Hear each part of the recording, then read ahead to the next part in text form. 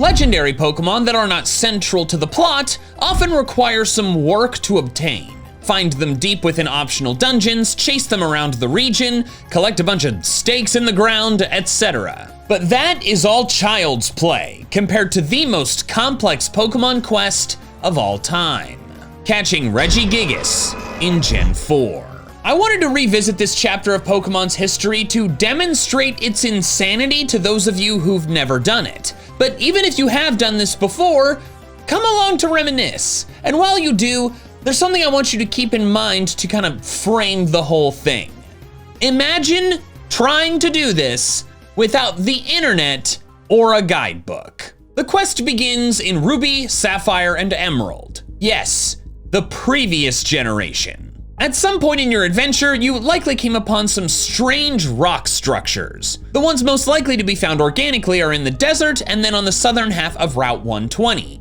But if you decided to explore Route 105, one of the water routes connecting Petalburg to Dewford, you may have seen the third. However, they're just rocks. There's no way to do anything other than walk around them. Things can change though as soon as you have the Moss Deep City Gym badge, allowing you to use dive outside of battle. If you find your way to Pacifilog Town, which, fun fact, is completely optional for the main story. It's one of the very few towns in older Pokemon that is. You will quickly discover that to the west is a series of routes with western flowing currents. It's a unique setup requiring multiple passes through in order to see everything. During one of those passes, you're likely to see a dark patch of water where you can dive. But reaching it can be tricky. If you don't surf from one of two specific tiles on this landmass, you'll miss it and have to try again. But you can definitely reach it with just a little bit of trial and error. Once diving down, you'll enter a small room that exits into a chasm,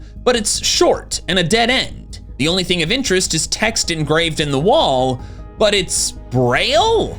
This is an immediate spike in absurdity. Sure, the dive spot is deep in an optional route, but it's very reachable for anyone doing their due diligence of exploration. But then suddenly, you're greeted with symbols you may have never seen before, because the only people that normally use them cannot see.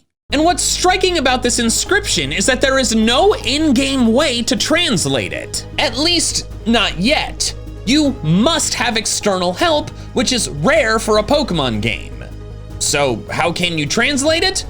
Well, it depends on where you live. Japanese and Australian copies of Ruby, Sapphire, and Emerald included an insert with a translation chart, and European copies had one in the instruction booklet. But North American copies didn't, instead including a trainer tip recommending that players contact Nintendo for help with Braille. Contact Nintendo?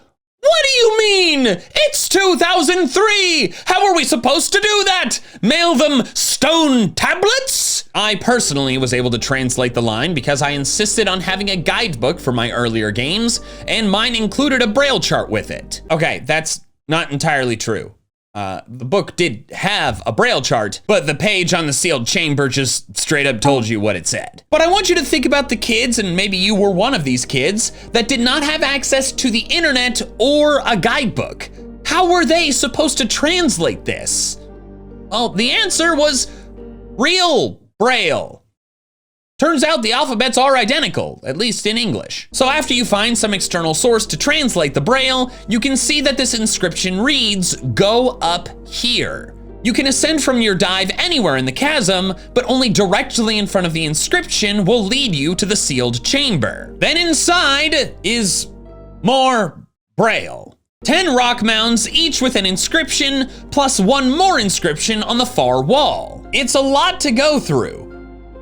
But actually, not really. You see, the wider mounds just spell out the alphabet in order, while the two smaller ones are the symbols for a period and a comma. Assuming you're able to infer that this is the alphabet, this is your in-game way of translating the Braille. But it's after the first inscription. The only way you reach this is if you accidentally hit B twice when backing out of the "Go up here" inscription. Which, now that I think about it, would have been insanely awesome. Could you imagine? You're just trying to go back up to the route, you hit B and you're like, okay, I guess I'll just go up here, and then you're in a new place. Ha-ha! It is I, Guarantee Boy. Hey man, What's with all the bandages on your face? Well, despite my fabulous beard, I do still have to shave parts of my face and neck. Yet how I'm currently doing it gets my skin and me so irritated. I actually have a solution for you. The sponsor of this video, Manscaped. What are you trying to say? That they just came out with the Chairman Pro package, a set that gives you everything for a perfect face shave. Oh. That's funny. You see, I thought you were trying to imply that my face looks like... The package includes 3 pieces. The first is the Chairman Pro Shaver with a 360-degree contouring head and 2 interchangeable skin-safe blade heads. One for a close shave and the other for a sophisticated stubble look. It's waterproof so you can use it in the shower, and it gets 75 minutes of runtime on a single charge. Ooh, that sounds quite nice. It also comes with their Power Shave Gel, made specifically to work with the Chairman Pro to give you a smooth, comfortable shave. Then to finish off, you can use the Face Shave Soother, an aftershave serum to hydrate your skin and soothe any irritation. Both are dermatologist tested for sensitive skin. Oh, perfect. I'm very sensitive. In more ways than one. The Chairman Pro package is the way to go to upgrade your grooming routine. Use code JTV20 for 20% off your order plus free shipping. Linked in the description below. Fantastic! I will do that right away. And I'm glad we cleared up any confusion. Otherwise, things could have turned ugly. Ta-ta! The inscription on the back wall simply translates to dig here. This requires having a Pokemon use dig in that spot, which is a pretty surprising requirement. Dig is a TM move, and there's only one TM for dig in the entire game. So if you taught it to a Pokemon and deleted it, you'd have to use the move reminder or find a Pokemon that learns it by level up. In the Gen 3 Hoenn games, those Pokemon are Trapinch at 41 or Nincada at 45. Yikes! So if you're like me and never use TMs that break, you likely have to leave to get a Pokemon you're willing to teach it to. Then come back and use dig at the door. It can be a bit confusing since the dialogue when using it says, do you want to escape and return to underwater? But if you ignore that dialogue, instead of escape roping out, the wall falls open and you can enter the final chamber. And finally, within that, you'll find more Braille. Inside are 7 new mounds. The one at the back of the room is the most important one, but if you take the time to translate the others, you'll get some background about the people who constructed this strange place. In this cave we have lived. We owe all to the Pokemon, but we sealed the Pokemon away. We feared it. Those with courage, those with hope, open a door. An eternal Pokemon waits. A bit of an aside here, I know I've kind of complained about needing external information to do this quest. But I gotta say, if you're doing this, not knowing where it's going and not having external information, that is kind of sick. This is like Indiana Jones archaeology stuff in a video game. And frankly, I kind of wish I didn't have my guidebook. No, that's not true. I kind of wish I didn't have the guidebook now, but as a 9-year-old, this would have just pissed me off. Getting into the lore a bit, this passage has always confused me. There's some slight differences among the languages, but the singular it seems to imply 1 Pokemon, not 3. The Japanese translation on Bulbapedia mentions how they don't have a subject at all, singular or plural, but then they still write it out as an eternal Pokemon. But of course, things do often get lost in translation. The way this is written has led to theories that the passages are teasing Regigigas, maybe sealing its subordinates away to weaken the leader. Pretty fascinating if they were thinking that far ahead. But returning to the quest itself, the final mound says one of 2 things, depending on your game version. In Ruby and Sapphire, it says first comes Relicanth, last comes Wailord. Emerald simply switches the positioning of the 2 Pokemon. The wording is a bit tricky, but it's not a crazy logic jump to figure out that first means the first position in your Pokemon party, and last means the last one.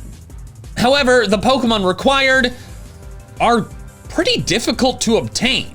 Let's start with Wailord. If you did not use one on your team, this will be tedious. You have to do one of the following. Fish for a high-level Wailmer, then level it up 1 level, find the 1% Surfing Wailord on Route 129, or grind up a normally leveled Wailmer. Regardless of the method, it is time consuming. Relicanth might be faster, but it's definitely trickier. Because if you're doing this back in 2003, there's a very real chance that you don't know it exists. If you'd seen something external listing all of the Hoenn Pokemon, you would of course know about it. But if not, then it is exceedingly likely that you've never encountered it at all. Relicanth has no evolutions and is not used by any trainers. The only place to see it is where you obtain it, underwater seaweed on Route 124 or 126, and with only a 5% spawn rate. You also move much slower underwater than when surfing, so encounters are infrequent. It took me 15 minutes of doing nothing but intentionally hunting for it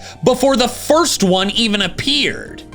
I have been hunting this stupid Relicanth for 15 minutes! So if reading this Braille is your first time ever encountering the word Relicanth, you're gonna need some external source to figure out what and where this thing is.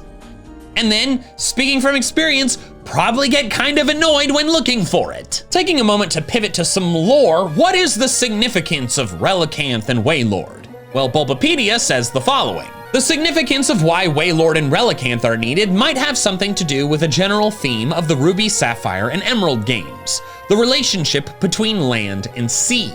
Relicanth is based on the coelacanth, a creature that is considered to be closely related to the ancestors of all land-living vertebrates. Wailord is based on the whale, a creature whose ancestors once lived on land, but have since evolved to live in the ocean. That's pretty interesting. Anyways, without knowing this was coming, it is extremely unlikely that you have both these Pokemon in your party, so you have to leave again and go obtain them. This could be quick if you get lucky, or time-consuming if not. But once you have them, you go all the way back down, put them in the correct positions, and interact with the back wall inscription. Then, this happens.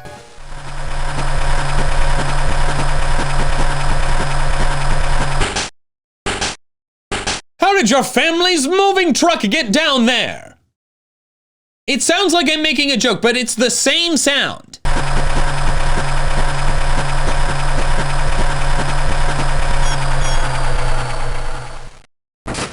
I don't know why they thought that sound would fit there. Like, why not use the sound effect of using earthquake? But the end result is that something has opened. It's strange that it says a door when it was very clearly 3 noises, but hey, you did it! Figure out that those weird rock structures are what opened? I'm not sure how, but like it's doable, sure. And then inside, you will finally find an empty room with more Braille! The inscriptions say different things depending on what cave you're in and what game you're in. Let's start with the desert ruins. In Ruby and Sapphire, it says right, down, then use strength. Moving in the way it describes and then using strength will open the door. Emerald is similar, but not quite the same.